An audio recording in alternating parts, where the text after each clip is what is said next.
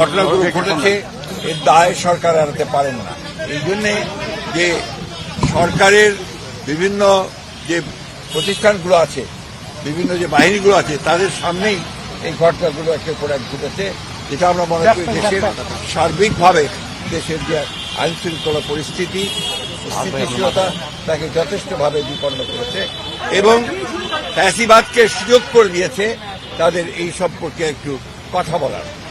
দ্বিতীয়ত হচ্ছে যে আমরা এই সরকারের সঙ্গে যেটা বারবার বলে এসেছি, অন্তর্বর্তীকালীন সরকার, সুতরাং দ্রুত নির্বাচনের জন্য আমরা তাদেরকে আবারও তাগাদা দিয়েছি এবং ন্যূনতম যে সংস্কার, সেই সংস্কারগুলো সম্পন্ন করে যে কাজ তারা করেছেন, ইতিমধ্যে কমিশন, রিফর্ম কমিশন করেছেন একটা, তাদের সঙ্গে আলোচনার ভিত্তিতে আপনার একমত হওয়ার প্রেক্ষিতে, আপনার কনসেনসাস হওয়ার প্রেক্ষিতে আপনার দ্রুত নির্বাচন দেওয়ার বিষয়টা আমরা তাদের সঙ্গে কথা বলেছি।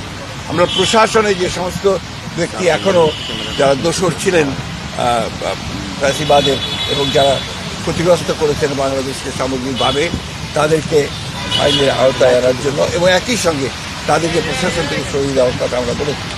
আমরা যারা অর্থনৈতিক ক্ষতি করেছে, লুট করেছে, যারা লুণ্ঠন করেছে, তাদেরকে আমরা আবারও ফিরিয়ে আনার জন্য, টাকা ফিরিয়ে আনার জন্য একই সঙ্গে তাদেরকে আইনের আওতায় নিয়ে আসার জন্য আমরা সেটা আলোচনা করেছি।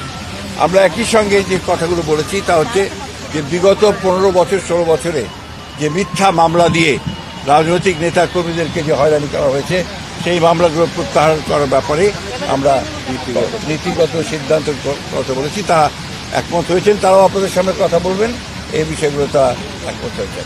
আমরা দ্রব্যমূল্যের ব্যাপারে অত্যন্ত জোরালোভাবে বলেছি যে এই সরকারের অন্যতম প্রধান ব্যর্থতা হচ্ছে দ্রব্যমূল্য নিয়ন্ত্রণে না নিয়ে আসতে পারা।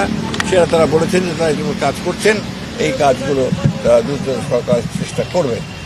সব শেষে আমরা আপনার আইন শৃঙ্খলা পরিস্থিতির কথা বলেছি এবং একই সঙ্গে আমরা সব শেষে যে কথাটা বলা আবারও বলেছি যে আপনার এই একটা অভিযান, আমরা অতীতেও অনেক অভিযান দেখেছি, সেই ধরনের কোনো পুনরাবৃত্তি যেন না হয়, অর্থাৎ কোনো ইনোসেন্ট মানুষ যারা আপনার যেন না হয় এবং এটা নিয়ে আবার যেন কোনো রকমের সমস্যা তৈরি করা না হয়, এই কথাগুলো আমরা অত্যন্ত জোরের সঙ্গে বলেছি। প্রধান উপদেষ্টা এবং তার সঙ্গে যারা ছিলেন তারা আমাদেরকে আশ্বস্ত করেছেন যে অতি দ্রুত তারা নির্বাচনের ব্যবস্থা করছেন এবং তিনি বলেওছেন যে ডিসেম্বরের মধ্যে তিনি নির্বাচনের ব্যবস্থা করবে, তারা কাজ করছেন।